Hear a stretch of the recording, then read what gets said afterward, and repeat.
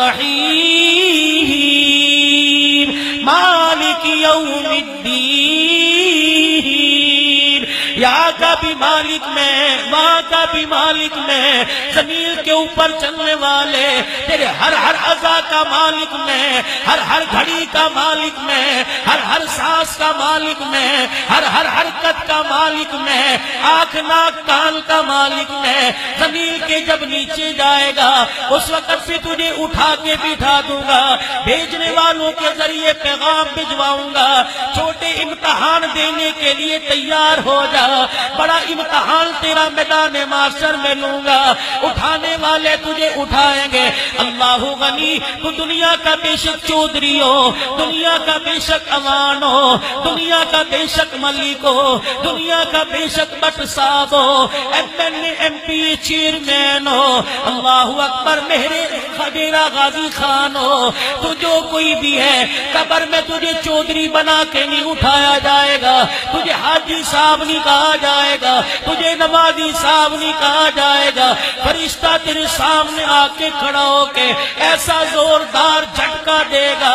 اٹھ کے بیٹھ کے تھر تھر کانپنے لگے گا۔ ایمان والا ہوا جواب دے گا، ایمان والا نہ ہوا فرشتوں کے چہرے کو دیکھ کے دھڑم سے دوبارہ گر جائے گا، پھر فرشتہ اٹھا کے بٹھائے گا۔ پہلا جملہ میرے عزیزوں، آج تک اس کی فکر نہ کی، آج تک کبھی غور نہ کیا، آج تک کبھی سوچا کوئی نہیں، ایک ایک دن کے اندر 5 نمازیں قضا کرتے ہو، جس کا کھایا کبھی اس کا شکر ادا نہ کیا، بیوی بچے دیے اس کا شکر ادا نہ کیا، سر چھپانے کو چھت دی اس کا شکر ادا نہ کیا، سواری کو موٹر کار دی اس کا شکر ادا نہ کیا، روزانہ طرح طرح کی سبزیاں دی شکر ادا نہ کیا، ہر کھانے پر تیرے منہ کا ذائقہ تبدیل کیا، شکر ادا نہ کیا، اس چھوٹی سی آنکھ کے اندر ساری دنیا کی جنت کو سمو کے رکھ دیا، تو نے کبھی اس کا شکر ادا نہ کیا۔ کلمہ تجھے بغیر مانگے مل گیا،